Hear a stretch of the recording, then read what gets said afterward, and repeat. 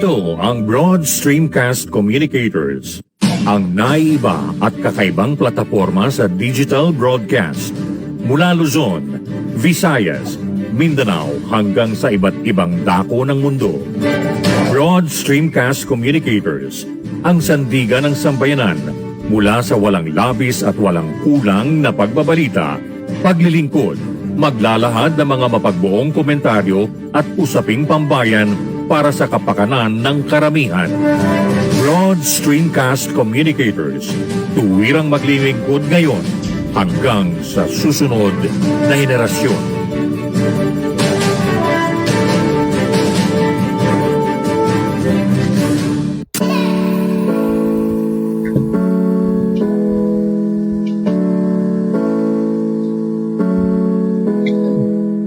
Buhay Online, chikahan at kaalamang pangkabuhayan. Ating tunghayan, pakinggan at tuklasin ang mga pangyayari at kaganapan sa mundo ng online. Buhay Online, chikahan at kaalamang pangkabuhayan. Alamin ang pinaka-latest trends mula sa trabaho at kung hanggang saan na ang narating ng teknolohiyang ito. At ngayon, narito na ang ating host, ang ating Techie Mami, si Jaye C. Bautista.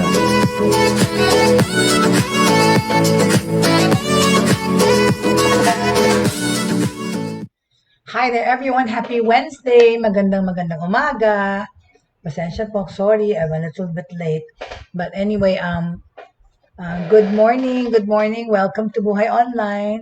And for those who are here joining me today, welcome to the show.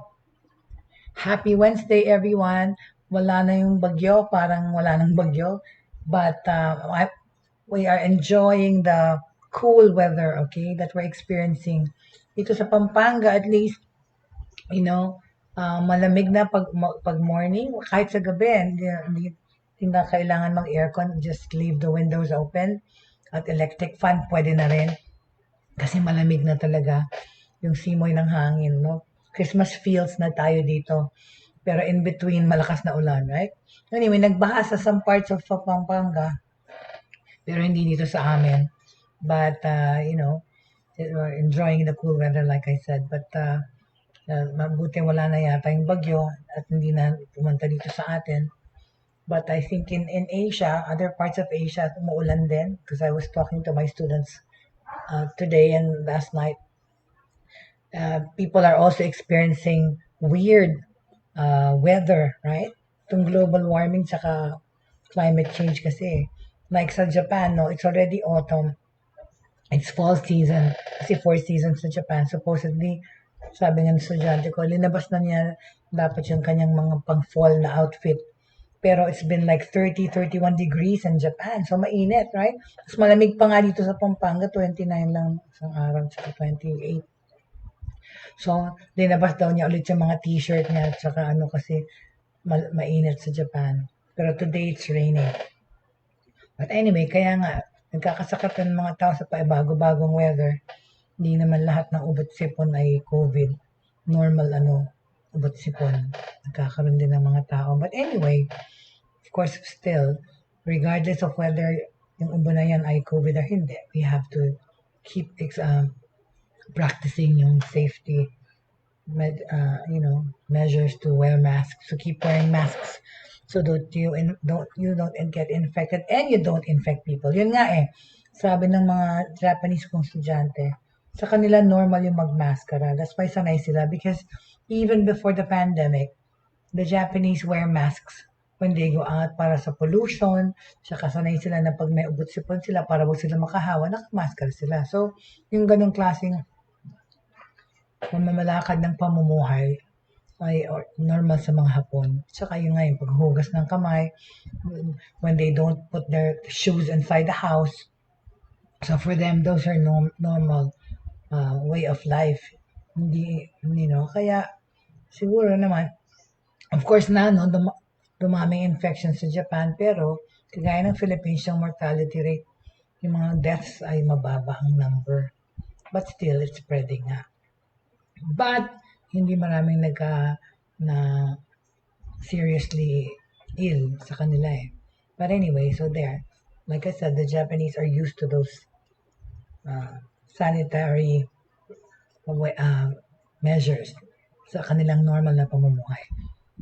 Anyway, so what do we have for today?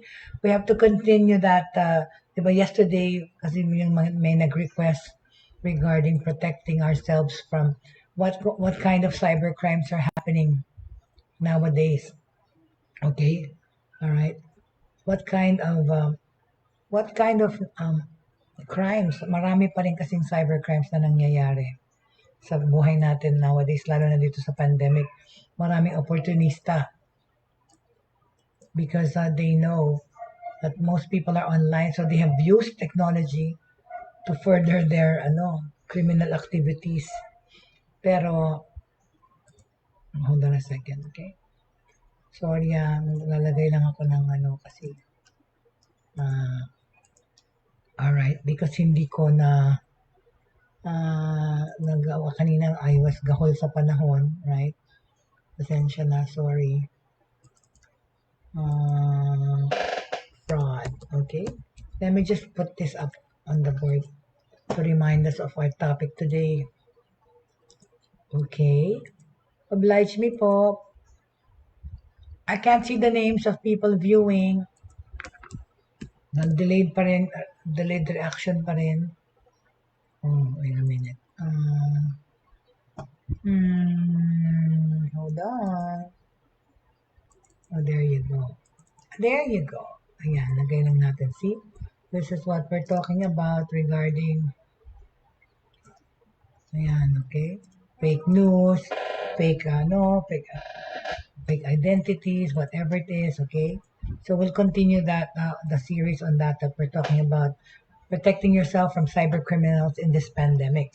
Pero bago ang lahat, anuhin muna natin yung mga news na relevant sa Pilipinas na recent, okay? Okay, yung Shopee Pay aims to provide, ang Shopee, di ba? Of course, e-commerce, online shopping is very rampant nowadays because of the pandemic. At isa sa mga sikat na online platforms ng shopping is Shopee. May magandang balita naman from Shopee because, okay, yan. Shopee aims to provide merchants with new opportunities. Ito yan, okay? Ayan. Alright? Drivers growth for partner merchants, okay? Anong ganap with Shopee? Well, consumer behavior continues to evolve as more people shop online and embrace digital payment methods. In Southeast Asia, 70%, there is a 70% year-on-year increase in shoppers who prefer e-wallets, okay, as a mode of payment. And in the Philippines, there is 133% growth in consumers who opt to use e-wallets. So, di ba? Itong the past year, dumami ang mas gumagamit ng e-wallet, yung mga cashless transactions. A contributing factor on why brands tsaka retailers continue to ramp up efforts to offer safe, rewarding, and convenient digital payment options. Okay? Shopee Pay, ito ang Shopee's all-in-one mobile wallet recorded a 57 times uplift in the number of Shopee partner merchants last 9.9 Super Shopping Day sale nila. And recently, of course, they had a 10-10 sale compared to the 4-4 mega shopping sale. Among the growing list of Shopee partner merchants, yung Gongcha, National Bookstore, and Moonleaf share how Shopee Pay helps drive their brand's growth through enhanced promotional strategies, okay? Para sa National Bookstore, okay, customers enjoy a safe and seamless experience with Shopee Pay through its scan to pay, excuse me, bless me, huh? Excuse me. Alcohol. Anyway, dapat ba magmaskara ako pag mag-broadcast? Anyway, so, Shopee Pay has empowered our laking national customers. Sabi ni Sandra Ramos Padilla, Managing Director ng National Bookstore, it has enhanced customers with a new way of shopping para sa mga libro and supplies in branches nationwide. Yung kanilang scan to pay features, okay? and it has helped strengthen their omni-channel strategy as they adapt to challenges brought about by the pandemic. Customers have responded positively to the availability of Shopee Pay as a payment option at national bookstore outlets, resulting in an uplift of transactions which more than tripled versus the previous quarter. Okay? Yung Gongcha naman, Gongcha is milk tea, and tea, regular tea and milk tea, also shares how partnering with Shopee Pay allows them to showcase their products and reach a broader audience, okay? Through regular participation in Shopee Pay promos and campaigns. Di ba ganun kasi yung Shopee? Nakalagay doon yung kanilang mga partner merchants. So, kasama na sa pag-advertise ng Shopee, na-advertise din sila, di ba? Gongcha Philippines Incorporated said, Shopee Pay enhanced Gongcha's publicity in digital marketing. Talaga naman eh. You have to be online nowadays to be noticed and be seen. If you're not online, you're not in, right? Every month is most awaited because of the monthly sales and surprise deals. It's our way to give our customers more of the best milk tea experience from Taiwan to the world.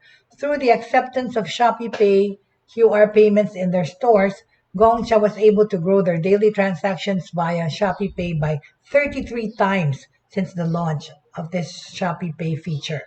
So, pwedeng QR codes, di ba, ang bayad. Moonleaf din, okay? Ang Moonleaf also, rin ito, also saw a 50 times uplift in customers who use Shopee Pay since the partnership was launched due to the exclusive discounts and promos they are able to offer. Itong Shopee Pay, dapat nitong magagawa lang niyo ito through the app, ha? So, dapat naka-download yung Shopee app sa phones nyo. So, ang Moonleaf nakakita ng 50 times uplift since the customers used Shopee Pay, since the partnership was launched due to the exclusive discounts and promos they are able to offer. Mike Magallanes, creative director at Moonleaf, said Shopee Pay has helped Moonleaf grow and establish its place in the digital market. We cannot wait for another exciting and fuss-free sale campaign, so we can also give our customers a double dose of good vibes in a cup, okay? This October, even more Shopee Pay merchants are participating in the 1010 Brands Festival campaign with the likes of Bonchon, Papa John's, Papa King, and a slew of other brands from a wide variety of categories offering 1010 exclusive Shopee Pay. Ayan ang in-offer nitong, ito naman yung 1010. No, na special deals na nangyari 3 days ago, okay? Si Roshan Tao, head of Shopee Pay Online Philippines, said, with Shopee Pay, we aim to provide our partner merchants a safe, convenient, and secure alternative to offer their customers. We are pushing to play a bigger role in making a cashless lifestyle much more accessible to everyone by partnering with more establishments from different industries, okay? This likens na sa ginawa kong noong araw na Gentex, tsaka ano to? Yung Addict Mobile campaign nung sa Smart naman. Yeah, I had a creative marketing company before that we were the first ones to put together. At saka yung ano tawag doon? Kalimutan ko talaga. Basta, we were one of the first ones to do those merchant acquisition programs from Gentex to Addict Mobile, from My Globe to Smart affiliations, no?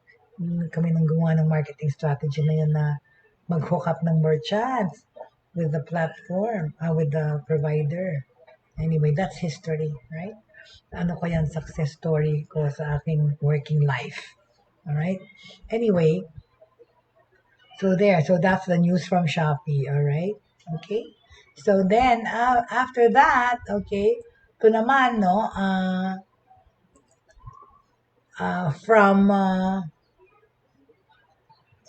from TikTok, okay? TikTok now has more than 1 billion active users, okay? All right? Just 4 years after the hugely popular video sharing app was launched by the Chinese group ByteDance, okay? Ang TikTok, sige na nga, ilagay ko na nga siya. Bakit kasi wala akong logo? Hold on ulit, pasensya na. Alright. Sorry. Okay. Okay, sorry.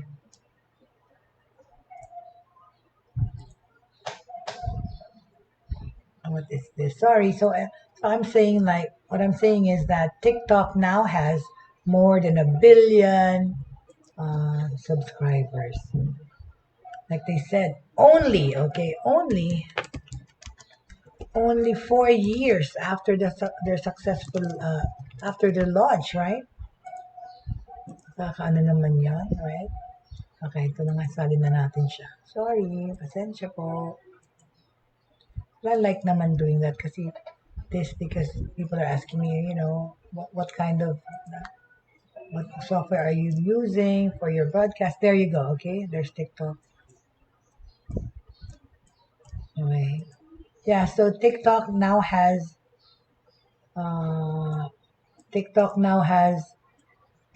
over 1 billion subscribers, right? Sorry, nahilo na ba kayo? Tapos na tong Shopee News. Okay, tabi na natin siya dito. All right, so TikTok now has 1 billion subscribers, right? And only 4 years before this video sharing app was launched by the Chinese group ByteDance. ByteDance, B-Y-T-E Dance. Okay, already popular before the coronavirus pandemic. Totoo naman, lalong mas naging popular during the pandemic. Kasi 'di ba, yung boredom of staying home, working from home, or just staying indoors, right? I nag-brought about ng kadami-daming TikTok videos, okay? Already popular na bago pa mag-pandemic, but mainly due to its viral choreography set to pop songs, TikTok received a major boost during the lockdowns and mga school closure tsaka telecommuting, right? Okay? The video platform has gained more than 300 million users since July 2020, the last time the company had reported user numbers. Initially built on the principle of 15-second videos, the platform raised the time limit to 3 minutes in early July last year to attract a wider audience and compete with YouTube.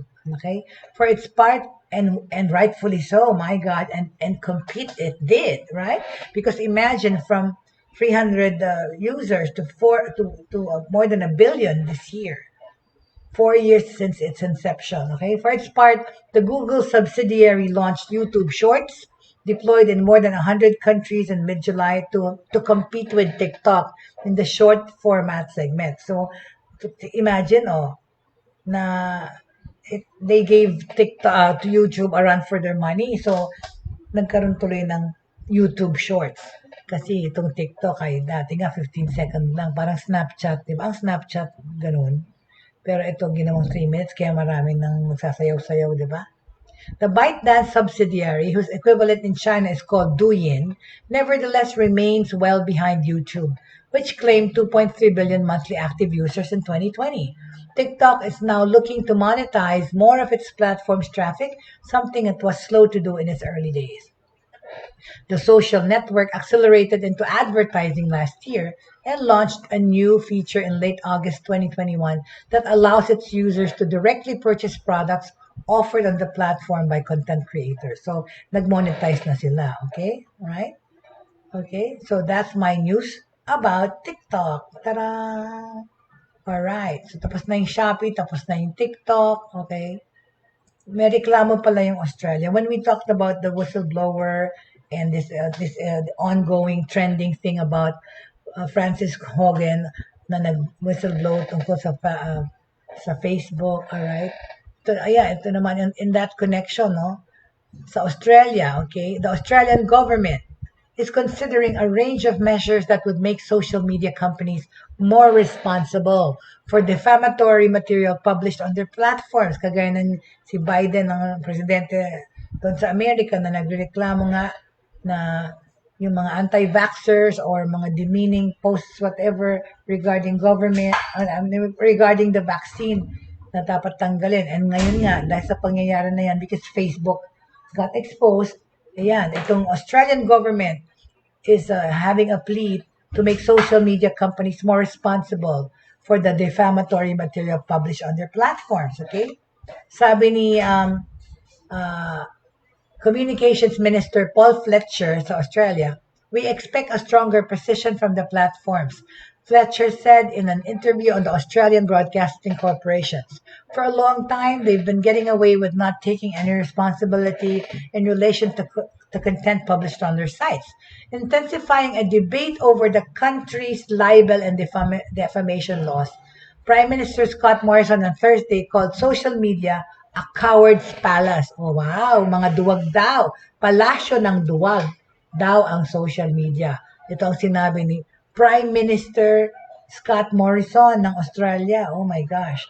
Saying platforms should be treated as publishers when defamatory comments by unidentified people are posted. O nga naman, kasi kapara ka ng online newspaper rin eh. Pero maging responsible daw sila and be mindful to verify and clarify things. At iwasan yung mga defamatory things about gobyerno, about anything na hindi na-verify, ipopost, okay? Fletcher said the government was looking at that option and the extent of the responsibility in general of platforms such as Twitter, Facebook, when defamatory material was published on their sites. Asked whether the government would consider laws that would fine social media platforms for posting defamatory material, sinabi ni Fletcher na the government was looking at a whole range of measures. Okay? Yung pagbabayad ng fine, yun, ayun yata yung mas feasible na unang gawin eh. Hindi namang pagkakakulong, kundi magbayad ng fine, di ba? O magkakaroon pa ng, o kagaya, di ba, recently rin daw, yung taxes na i-impose na para sa mga vloggers o social media influencers or workers. Kasi nga, nakikita naman ng kanilang mga posts at saka mga videos na kumikita sila. So, dapat lang talaga nabayad sila ng karampatang tax. Alright?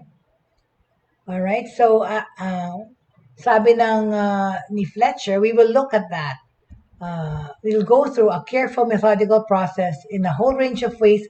We are cracking down on the idea of making social media platforms more responsible. Okay? With the things that they post. Alright? Alright? Mga pangyayari ano ba to? Pag-usapan natin yung tungkol sa Samsung on trial siguro bukas, okay? The country's highest court ruled last month that publishers can be held dito sa Australia to na ang mga publishers can be held liable for public comments on online forums, a judgment that has pitted Facebook and news organizations against each other. It also spread alarm among all sectors that engage with the public via social media and in turn has lent new urgency to an ongoing review of defamation laws, okay? Because it affects any country, everywhere, right? Yung defamation, internet, social media, okay? Nade-defame, nasa slander mga tao. May law na dyan, di ba? May cybercrime na ano yan eh, equivalent na yung pagpo-post ng mga defamatory remarks against anybody, a corporation or a person per se, right? So yeah, so watch out, okay? Social media platforms, please. Mainly Facebook and Instagram. Pati naman kasi Twitter, right? Okay, so mag-ingat-ingat lang kayo sa mga pinagsasabi niyo dyan or hinahayaan yung ma-post. Alright? Okay, so more news regarding social media. Okay, Instagram testing feature to notify users of outage or issues inside app. Okay? So, merong gagawin ngayon ang ang Instagram, alright? Regarding, okay? Merong measures na gagawin ang Instagram naman, okay? To address, these certain issues, okay? Oops, sorry. Okay. Alright. Ayan. Oops, ano ba yan? Sorry. Okay, so yeah. Facebook Inc.'s Instagram said nung Monday, it is testing a feature to notify users of outages or technical issues directly on the photo sharing app. So, madidetect na lang kung may problema doon mismo sa Instagram. Days after kasi, because this happened because of the outages that happened na 6 to 7 hours na wala ang Facebook, Instagram, tsaka WhatsApp sa ere. Okay? It disrupted the social media giant's services. The test will run in the United States and will go on for a few months, sabi to ng Instagram. Kasi on last October 4, a 6-hour, kahapon naman sabi 7, a 6 to 7 hour long outage prevented the company's 3.5 billion users from accessing its social media and messaging services, including WhatsApp, Instagram, at saka Messenger. So earlier on Monday, many users faced problems with Instagram, according to user reports on web monitoring group Down Detector. The company is also planning to roll out a feature that will help make it easier for people to know whether their account is at risk, maganda yan, or being disabled or is compromised, diba? Yung social media giant na Instagram, which has been the center of memes and jokes on Twitter following the outages, is also grappling with former employee turned whistleblower Frances Hogan and her accusations that the company repeatedly prioritized profit over clamping down on hate speech and misinformation. Okay? Hogan, who provided the documents that underpinned a Wall Street Journal investigation and a Senate hearing on Instagram's harm to teen girls, has agreed to meet with Facebook's oversight board in the coming weeks. Nangyari na nga, di ba? Nakwento na natin yan. To brief them about what she learned while working at the company. Okay? Hala, itong Samsung executive is going to jail for 30 months related to the 8 million merger of Samsung. Oh my gosh, ano to? So found guilty na to? It's a video kasi, I cannot, perhaps I can, yun na nga. So Samsung boss admits unlawful sedative thing about the case, alright? So what happened? Okay. Legal woes continue to haunt Samsung's chief. On Tuesday, he pleaded guilty to a charge of unlawful use of a controlled substance. Lee was released on parole in August following a bribery conviction. It raised expectations of a flurry of major decisions at crown jewel Samsung Electronics and its affiliates, including the location of a 17 billion chip factory being planned in the United States. Jaye Lee's troubles continued this week. In short, he had a hearing. He obtained propofol, a sedative used in anesthesia. Nagda-drugs. 41 times niya itong ginamit between 2050 and 2020. Lee says to the court that he is very remorseful. Lee's lawyer said the executive originally sought treatment due to psychological pressure after his father's 2014 hospitalization. Prosecutors are seeking a fine of over $58,000 plus additional fees. So magruruling pa sa October 26. The staff at the clinic where he received this said they were giving him the drug, but it was supervised. He was convicted of bribery in January and sentenced to 30 months in jail last time, but and then also accused of stock pricing. Ang daming palang issues nitong si Jaye ng Samsung. My gosh. So anyway, babalitaan ko kayo about that in the next coming days. Kung anong update, kung makukulong siya or hindi. Alright? So okay, that goes our news about international news. So now we're back to the topic that we were talking about yesterday regarding cyber crimes, right? Ay, teka, ganun pa pala munang balita bago ko ituloy yan. Remember I told you about MNP, okay? Yung pag-implement ng ating gobyerno na na-approve ng September 30 ay yung MNP or Mobile Number Portability, okay? Okay? Yung Global Number Portability is regardless of kung ano ang iyong provider, Globe, Smart, or Dito, whatever, you will use the same number. You can register your number and yan na yung number mo forever. So, may forever sa numbers, okay? Well, sabi ng Globe, okay, yesterday sa news, sa inquire.net, customers remained loyal to their network despite the mobile number portability commercial launch last September 30. with Globe cornering the network of choice if they do decide to move. This provides the company's unwavering efforts to provide care for its stakeholders. The massive network upgrades and expansion and the relevant offers across the Globe Group are well appreciated by its customers. So, sinabi ng Globe na kahit na inoffer nga yung MNP, marami pa rin silang loyalistas. Okay?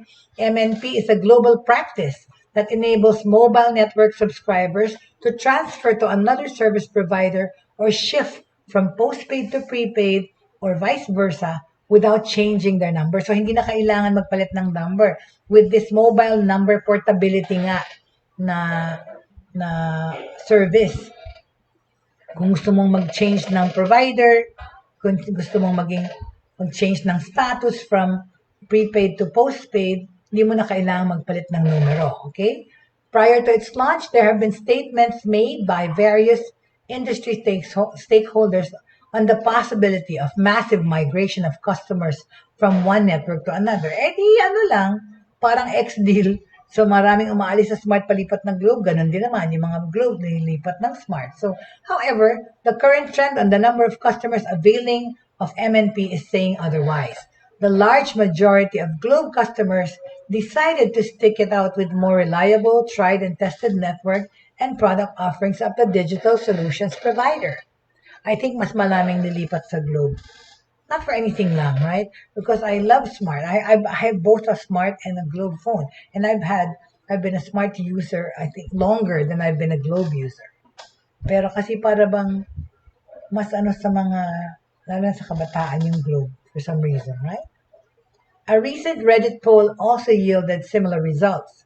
A substantial number of 66% of respondents said they wish to stay with their current network, okay? So 66% said they will stay with their current network. If they were to move, Globe topped the network of choice with 17% saying Globe is their preferred provider. So yun, no? So, talaga naman kasi, para sa mga, na okay naman at happy sa kanilang provider, ba't ka palilipat ng provider? Okay? Kasi nga, dito sa mobile number portability offer, alright? 66% na nagsabi they will stay. Ako rin naman magsistay. Well, I have both networks anyway, okay? So, ultimately, it's really all about the customer's freedom of choice. Talaga naman eh. Sabi ni Darius Delgado, Globe Head of Customer Mobile Businesses, we are deeply grateful to our customers for their trust and support. In return, we are doing our best to show our customers that now is the best time to be with Globe because to us, our relationship with our customers goes way beyond their mobile number, okay? Eh, ano naman kaya sabi ng Smart? Bukas yung Smart naman ang i-quote ko, okay? Globe ensures both existing and new subscribers that the company is always ready to provide them with the products and services that fit and uplift their lives to ensure they get the most out of their plan or their promo. Using the numbers they love, members of the Globe family can get the right deals for their budget, rewards for their loyalty, and the care they need, okay? The company is set to introduce new device deals, plan more discounts, and SIM samplers soon. Customers can avail of offers from the digital platforms under the Globe Group, including the country's leading e-wallet service GCash and telehealth services Consulta MD and Health Now. Totoo naman po, talaga ang GCash talagang nagmamayagpag, right? Because they're really, really convenient to pay for a lot of things and for services as well. It also continues to undertake an aggressive network rollout, which includes expanding the 5G coverage to over 1,800 sales sites across the country, making it available now, 1 million fiber lines to homes. Pero bakit ganun? Yung dito sa amin, sa loob ng apartment ko, wala namang signal ang Globe, right? Pero Smart meron. And we're in Pampanga, here in San Fernando, hindi naman to bukid at liblib. Pero talaga, wala kaming signal sa loob ng house here. Okay? So that's my news about the mobile number portability issue. Walang masyadong maraming nag-avail. They stuck to their old providers. Okay? So that's okay. So that takes care of that news. Okay, we go back to that subject matter kahapon na ating hindi nagawa, natapos. Protecting yourself from cyber criminals amid the pandemic. Sinabi na natin, okay, the pandemic dramatically changed the way we work and learn. Tapos ito, it forced us to use technology talaga naman. Ang technology sa pandemic na to ay very useful, okay? Huwag ka nang magtungo, lumakad ka na lang. Kasi nakikita naman nila nakatungo ka. Alright? We don't completely understand kasi iba ways hindi pa sanay sa sa pagiging online. Pero dahil nga dyan, yung mga cyber criminals naging mas intelligent about sa kanilang panggagancho online, okay? So, yun ang sinabi natin kahapon. Ano itong mga cyber crimes na ito? Here are some examples of scams used by cyber criminals nitong pandemic na ito. Kinento na natin kahapon yung love scam. Sinabi na natin yung Nigerian scam, okay? Ito naman yung extortion scam na mention na rin natin. So next one is the investment scam naman, okay? You usually get this scam, okay, from mga emails, tsaka instant messaging, biglang sa messenger nyo, meron sumisingit na message dyan, offering you to invest in Bitcoin, tsaka cryptocurrencies, okay? Scam ito. The scammers will give you an offer of an exaggerated return on investment rate. Kunyari, 2% daily or 30% a month daw yung percentage ng komisyon. But as the saying goes, tandaan nyo, pag sinabing, if it's too good to be true, it probably is. Okay? So Tagalog, kung masyadong maganda yung possibility o yung opportunity, kung napakadali na kumita ng pera, kung kala nyo ganun kadali, then of course, isipin nyo, hindi talaga ganun kadali. Right? So if it's too good to be true, it probably is too good to be true. Okay? Remember, don't fall easily into an investment offer. You work hard, di ba, para sa nagtatrabaho ng mabuti para lang maloko ka na sa ganyang mga scam. Kasi nga, when you work hard for your money, you have to work harder to protect your money. Okay? Be prudent in doing basic research. Verify nyo muna yung investment offer. I-verify nyo kung legit yung tao. Kung ayaw kayong pakitaan ng ID or something sa nagme-message sa inyo, huwag nyo tanggapin. Because ang dami-dami ngayon kumakalat na ganyan na parang mga mumu na sumisingit dun sa private message nyo from nowhere, asking to talk to you kahit di mo siya friend sa Facebook. Doon ka beware of who those people are. Okay? Account failure scam. Ito pang isa pang scam. Account failure scam.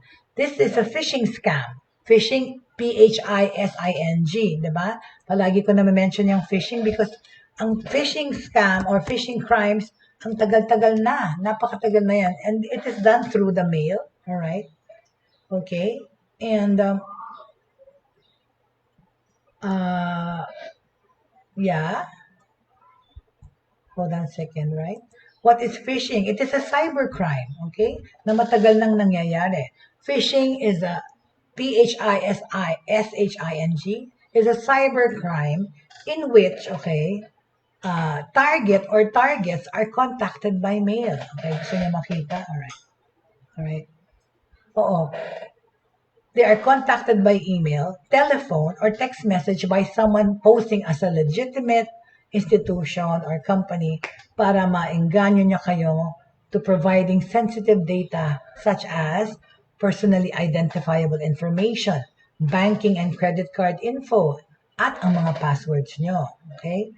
So the information is then used to access important accounts and can result in identity theft tsaka financial loss. I know this for a fact because it has happened to me. Not once, twice, but 3 times, okay, dun sa aking debit card. Wala, nangyari lang yun talaga 2.5 years ago or 3 years ago na ngayon nung nag-subscribe ako sa Netflix, which is more than 3 years ago. Ginamit ko yung debit card ko sa BDO. Sasabihin ko na yung banko, I'm sorry, because I really have to say it. So after that, after I used to register to Netflix, bigla na lang napansin ko kasi I had several accounts of video at the time. I had 3 accounts, a checking account and 2 savings account. So, yung isa doon, may ATM.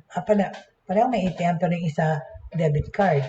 So, ang nangyari, after yung nag-ano ko sa Netflix, in the next coming days, biglang napansin ko, buti lang chinecheck ko, na may unti-unting nababawas na debit dun sa isang account ko. Paunti-unti. Right? Paunti-unti. Like, several hundreds, sa naging several thousands a day. It was charges from Uber at the time. Uber, tapos Steam games and all that. Napansin ko, pero mostly were Uber. Tsaka hindi yun, yung oras ng pagkukuha ng Uber car ay mga oras ng gabi, 2 in the morning, 3 in the morning, 4. Yung pala, kasi international ang charge. It was in a European country, dinebit sa card ko. Ano naman, kabutihan naman sa BDO, ni-reverse nila. Ni-reverse nila ang charges, binalik nila kasi hindi legit yung mga hindi akin, right? But anyway, so yun, okay? So, that's a phishing scam, okay? Dahil nakuha nila yung information ko from, hindi ko alam nga kung paano na sa Netflix eh. Dahil ever since then talaga, from that time, hindi na ako maka-ATM. Wala, actually yung sa BDO, hindi nila ma-explain because when I opened the new account and I had a new ATM card, nangyari pa rin. There were still fraudulent charges that were being made to my account through the years. So, 4 na beses ako nagpalit ng ATM sa isang account sa BDO 2 years ago. Till they realized na hindi namin matrace, hindi namin malaman kung bakit each time that I open an account na merong ATM o yung ganong provision na pwede mong mag-charge ka doon na debit, wala, kinukuha yung pera. Buti sana nga kung credit card yun, ito yung cash ko kasi debit card din ang nakukuha from my savings account. So, yeah. Anyway, so yun yung nangyari. So anyway, phishing is a cyber crime, okay?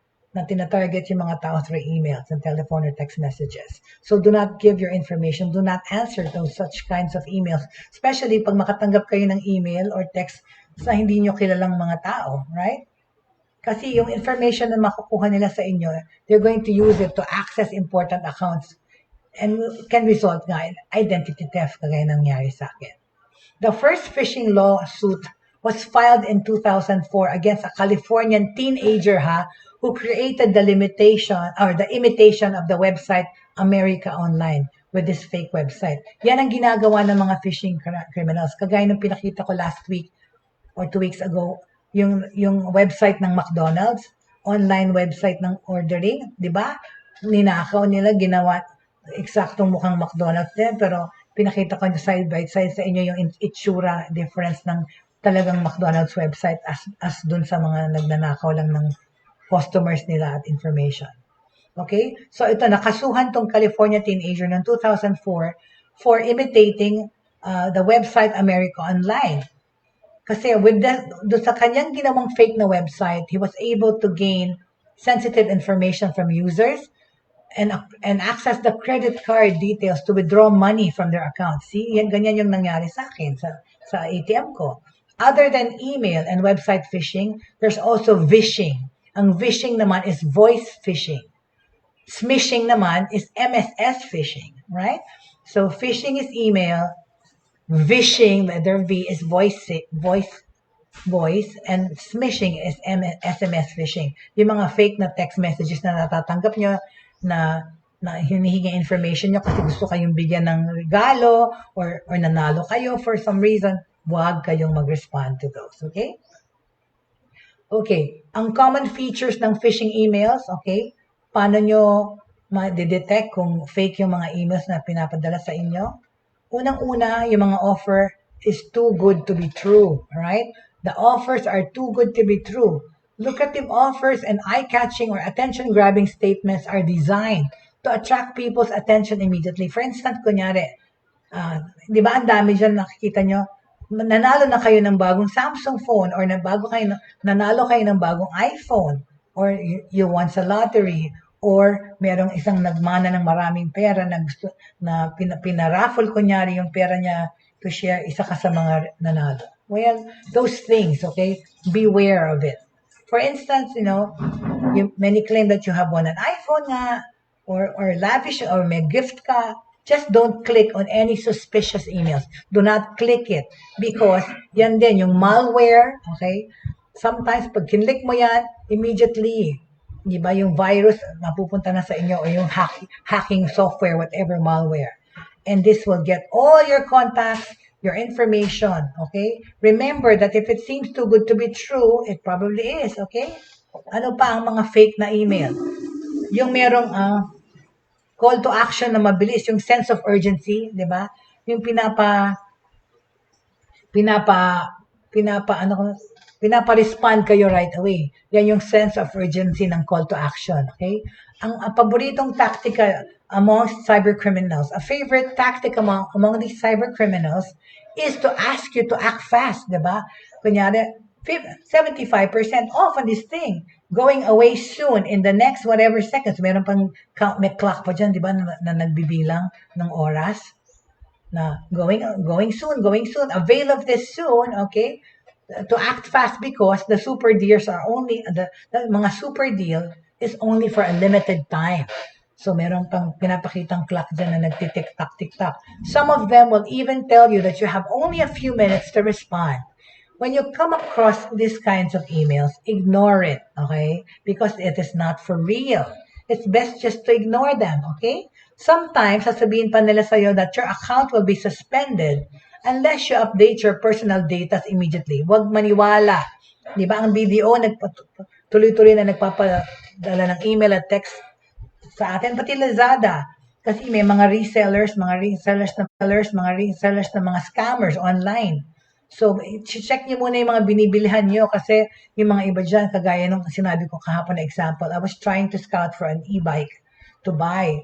And I saw online, merong 10,000, may 5,000 pa. Siyempre, chinek out ko yung reseller na yan. Hello, wala siyang physical office, sabi niya, meron. Pero, tsaka sinabi ko, bakit wala kang mga testimonies ng successful dyan sa Lazada or Shopee? Kasi this particular reseller is also on Shopee and Lazada. Yung nagbebenta ng mga bicycle, ng mga e-bikes, fake yun ha. Huwag kayong bumili doon kasi unang-una, kagaya nga sabi ng Lazada, pag COD ang bibilin mo, hindi dapat naghingi ng down payment. Ito, when I was trying to buy that e-bike online, sabi ko, mura naman. Ang e-bike runs from mga 50,000 to and above. Ito, binibenta niya 10,000, 15,000. Yung pala, when I came across this guy and I was able to contact him, kasi nakalagay doon, you can contact us through WeChat. Di ba? WhatsApp. So, winasap ko siya, no? Nag-chat kami. Sabi niya, ay ma'am, mag-deliver ka agad ngayon na yung pinili nyo. Pero kailangan kayo mag-down ng 50%. Paki-deposit nyo sa GCash or sa PayMaya or whatever. Siyempre, yun na ang doon, red flag. Okay? Huwag niyong gawin. My gosh. Kasi as soon as ginawa niyo yan, lalo na yung company nga, di ba, wala siyang address, wala siyang pictures lang. Kasi sinabi ko pa, bakit walang mga testimony na successful na bumili sa'yo sa Zara? Sabi niya, pinakita niya sa akin yung picture sa Facebook. Meron siyang Facebook page, pero iisa lang yung bumili, parang ganun, tapos may hawak na papel, successful buyer daw, whatever. That could be easily made. Ang dali-daling gumawa ng Facebook page, right?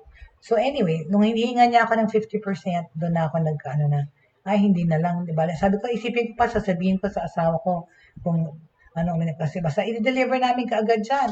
Tapos na-mention niya, meron silang daw sa Guagua, Pampanga, and we're in Pampanga. So I said, why don't you just give me the address of your store? Pupunta na lang kami dyan ng asawa ko. Wala, hindi na siya sumagot. But anyway, so yun. Alam ko na na-scam yun because the other day I saw some people also complaining about that site na fake yung mga nakapost na ng mga bicycles, mga e-trikes, pictures lang. Actually, gusto lang nilang kunin yung down payment. Right? Okay, so ano pa? Hyperlinks. Okay? hyperlinks. Doon sa ano nga, basta make sure you verify, visit their website if they have, okay? Or check the URL, kunyari kung ang pangalan nila, kasi nga ang daming nagmamask ng identities ngayon. Like yung Netflix, meron dyang scammer na Netflix, nasa email ko, na blah, blah, blah, get free subscription to Netflix for 6 months. Pero kailangan ibalik niyo itong information na to, pangalan, whatever, hello, see, kinukuha lang nila yung info mo. So, a link may not be all it appears to be. Kunyari, hovering over a link shows you the actual URL where you will be directed upon clicking on it. It could be completely different, or it could be a popular website with a misspelling. For instance, kunyari, bankofamerica.com. The M is actually an R. Okay? Bank of pag tinignan mo closely, Bank of America. Kasi ginugulo nila ng konti, pero kasi visually, ang tingin mo, Bank of America. Yan ang gumagawa ng mga nananakaw ng site. Kagaya ng McDonald's site na yun. I can't just bring it up now kasi hanapin ko pa. Pero pag makita mo side by side, yung pangalan, may difference eh. Sa McDonald's, online McDonald's, isa McDonald's online. Parang ganun, binaliktad. So please be careful. Tingnan nyo yung URL o yung hyperlink o yung address kung saan nanggagaling yung website para malaman nyo kung legit yung company. Okay?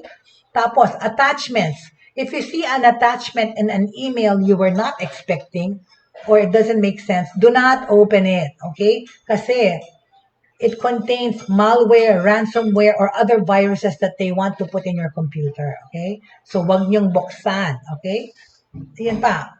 And lastly, a sign of a phishing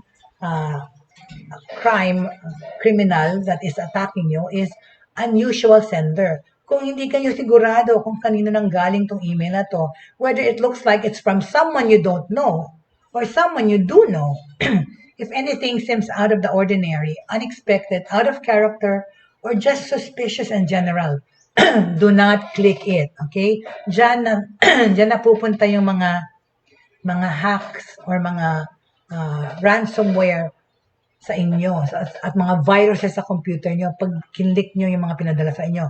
At hindi lang sa email to ha, pati sa messenger now.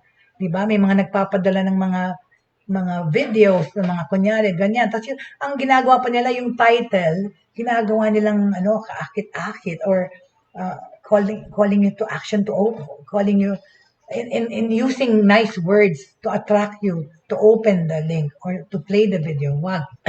Wag niyong gawin, delete nyo kaagad. Alright? Because more likely, it is a virus or a hack software to get information from you. Alright? Okay. So, excuse me, ang hingi lang ako ng tubig sa aking mabutihing asawa because dry na po yung throat ko sa kakadaldal. Because I've been working since 7:30. Thank you so much. So, okay. So, what else, right? Papakita ko bukas yung red flags. Okay, so how do you prevent phishing attacks? Okay, itong una natin tackle yung phishing. How do you prevent it? Okay, though hackers are constantly coming up with new techniques, there are things that you can do to protect yourself or your company, okay? To protect against spam mails, spam filters can be used, okay? Pwede kayo mag-spam filter. Generally, the filters assess the origin of the message, okay? Itong mga spam filters, ina-assess nila yung origin ng message, the software used to send the message, and the appearance of the message to determine if it's a spam, okay? Occasionally, spam filters may even block emails from legitimate sources. Diba yung sa Gmail nyo, meron akong mga spam filter dyan eh. So, alam ko nang pumupunta na kaagad sila dun sa spam mail ko. And sometimes, kahit legit, diba, napapapunta sa spam, pag yung mga parang personal email lang or Yahoo, minsan yung mga nagpadala sa inyo yung sulat yung mga kaibigan nyo, hindi nyo nakita kasi napunta siya sa spam, right? Sa spam filter yan eh. Spam filters may even block emails from legitimate sources, like I said. So it isn't always 100% accurate, okay? Kasi nga yun nga, minsan yung mga kaibigan ko na nag-email na naka-Yahoo, na-filter sila. Okay. The browser settings should be changed, okay, to prevent fraudulent websites from opening. Browsers keep a list of fake websites, and when you try to access the website, the address is blocked or an alert message is shown. The settings of the browser should only allow reliable websites to open up. Nasa settings nyo yan, okay? Sa internet settings ng computer nyo o ng cellphone nyo, doon nyo lagay doon yung ganong na i-block yung mga pop-ups din. Ako, pinapablock ko yung mga ibang pop-ups, yung mga nag-i-intrude na ads. Pinablock ko yan. Many websites require users to enter login information while the user image is displayed. Yung mga CAPTCHA, alam yan, di ba? This type of system may be open to security attacks too. One way to ensure security is to change passwords on a regular basis, okay? Never use the same password for multiple accounts. It is also a good idea for websites to use the CAPTCHA system for added security. Ito yung mga, are you a robot? I am not a robot. na feature, okay? Banks and financial organizations use monitoring systems to prevent phishing. Individuals can report phishing to industry groups where legal actions can be taken against these fraudulent websites. Meron tayong cybercrime sa PNP na pwedeng mag-report din okay? Organizations should provide security awareness training to employees to recognize the risks, okay? Changes in browsing habits are required to prevent phishing crimes. If verification is required, always contact the companies personally before entering any details online. Tsaka yun na nga, kung gusto nyo i-check yung nagpadala ng email sa inyo or nag-message, tawagan nyo yung kumpanya, tanungin nyo, yung mga nagsusolicit din ng service, pwede nyo lang i-verify dun sa kumpanya, unang-una, yung mga special offer, kung meron talagang ganun offer sa company na yon. At kung yung empleyadong yun nagtatrabaho, kung meron siyang mention na name, okay? If there is a link in an email, however, hover over the URL. Tapos, makikita nyo kung saan yung original na address. Secure websites with a valid secure socket layer or SSL certificate begin with the HTTPS. Yan ang legit, HTTPS. Eventually, yung mga HTTP lang, fake yun, okay? Eventually, all sites will be required to have a valid SSL, okay? Generally, emails sent by a cyber criminal are masked. Yun na nga yung masking the identity. So, they appear to be sent by a business, kunyari na legit. Kunyari, like yun nga, Amazon, Netflix, yun nga, pati yung BDO, whose services are used by the recipient. A bank will not, tandaan nyo, okay, a bank will not ask for personal information via email or suspend your account if you do not update your personal data. Di ba yung email, pag nakakuha nga kayo ng email sa banko nyo, naka-cross out yung account number. Hindi nila yon ilalantad sa email. Okay? Kasi alam nila yung mga hackers. If verification is required, always contact the company personally. Okay? All right? So yeah, most banks and financial institutions also usually provide an account number. So thank you very much. Okay, and nag-overtime na ako. On that note, I'd like to say goodbye for now. See you tomorrow. Thank you so much for joining me. At patuloy natin to bukas. Thank you very much.